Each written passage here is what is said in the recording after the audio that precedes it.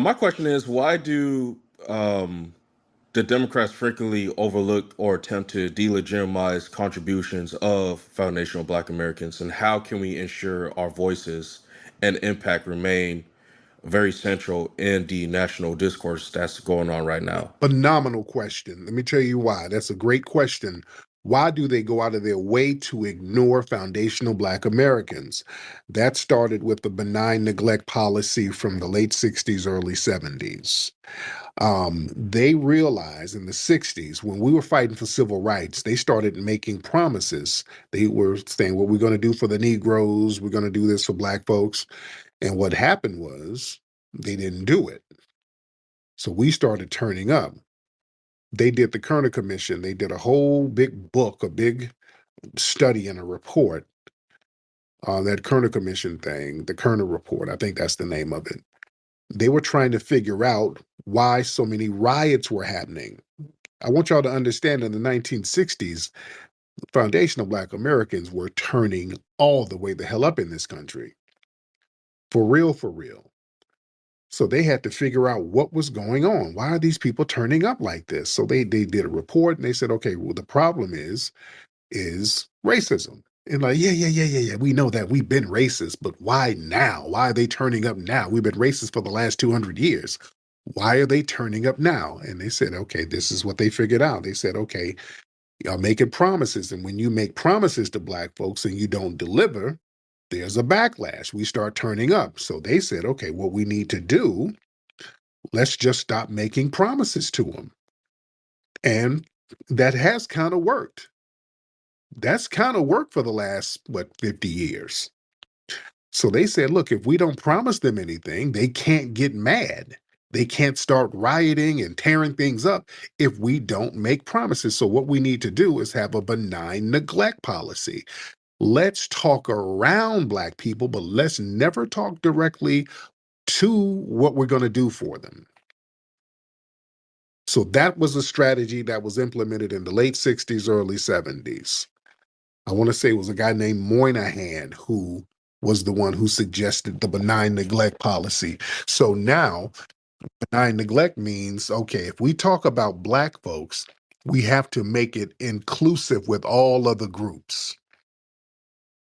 So when they say we're going to put something together for minorities, and you put up a picture of a Black person, and then Black folks don't get nothing, and we come back to the table like, hey, man, you promised me something. They're like, yeah, we did something for minorities. Look at all those Mexicans.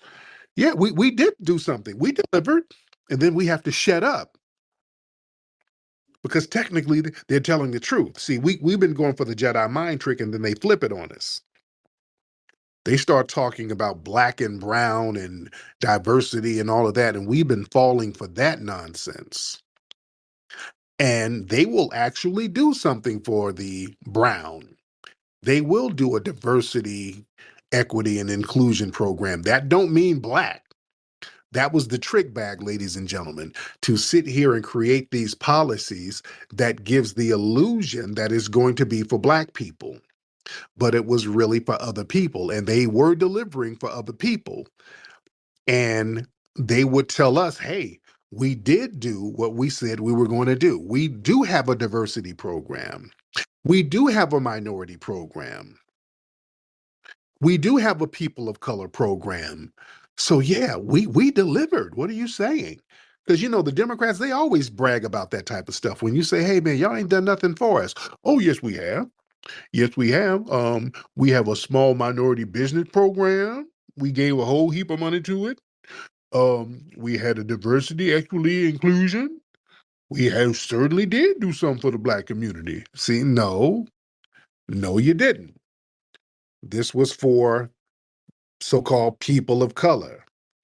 So that's why when it comes to talking to us directly, they keep skirting around the issue. And this is why they lost, because we said, we're not playing the benign neglect game. You're going to have to mention us specifically and exclusively. And when I mean us, I'm talking about foundational Black Americans, not just Black, because then y'all can include all of these other groups too. We said not only are you going to mention black people, you're going to be very specific about the black people you're going to mention. You're going to have to do something for foundational black Americans, aka descendants of freedmen. You're going to have to do something specific. You're not going to dance around none of this stuff. And this has got these people on their heels. And this is why the Democrats lost. And now they're trying to regroup. So yeah, it's been up to us. We should have stopped that benign neglect stuff a long time ago. Our great brother, Dr. Claude Anderson, had been telling us for the longest, stop letting them use um, um, those trick words. He's been telling us this for decades. Hey man, all that minority and people of color, y'all got to stop doing that. He's been telling us this. He said, even stop using civil rights, because with other groups, it's like Hispanic rights, Asian rights, Arab rights, LGBT rights. But when it gets to black people, it's civil rights. And he said, who the hell is civil? You know, it gets real vague when it comes to us, which is true. He's been telling us this. When it comes to us, it gets very vague because we're scared to offend people if we speak up specifically for our own needs. Damn that. We got to get off that thing where we're afraid to offend people. We're afraid to be labeled xenophobic if we're just looking out for ourselves, because I've been hearing that at some of these little reparations hearings. Some of these secret Pan-Africans will hop up. Well, if we get talk about reparations and we talk about just reparations for foundational black Americans and freedmen, we got to be careful not to be divisive, because we as all black peoples and Africans and okay, come on, I don't we that's dead, man. All that, we got to include everybody, or we're xenophobic, or we're divisive if we ain't sitting here putting the cape on for everybody. No, we have to look out for our group first. We have to look out for our lineage first, just like everybody else. When people come over here, they're looking out for themselves. They're looking out for their ethnic group without any shame.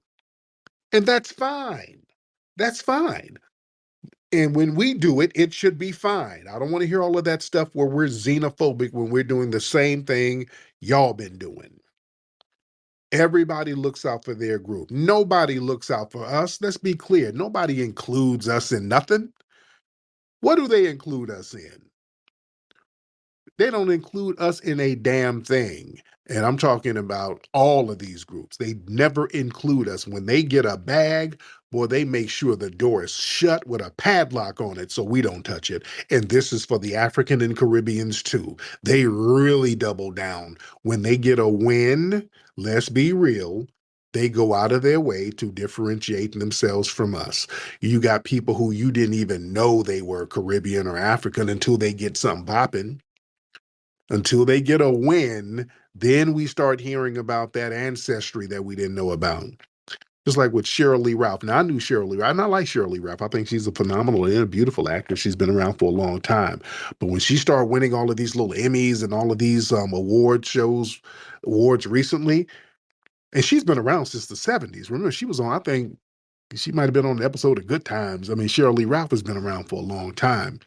But recently, they were talking about Caribbean American Cheryl Lee Ralph, Jamaican American Cheryl Lee Ralph.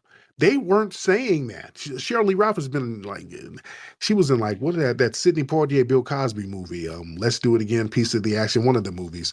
But she's been around for a long time. They weren't saying all that before. But now that she's getting accolades as she's older, now this whole Caribbean thing is out there now. You did fine. That's what we doing. Fine. All right. When we say, okay, shout out to the FBA family, don't come to us talking about we're divisive. It's okay to shout out your ethnic groups. It's okay for us to shout out ours. Right?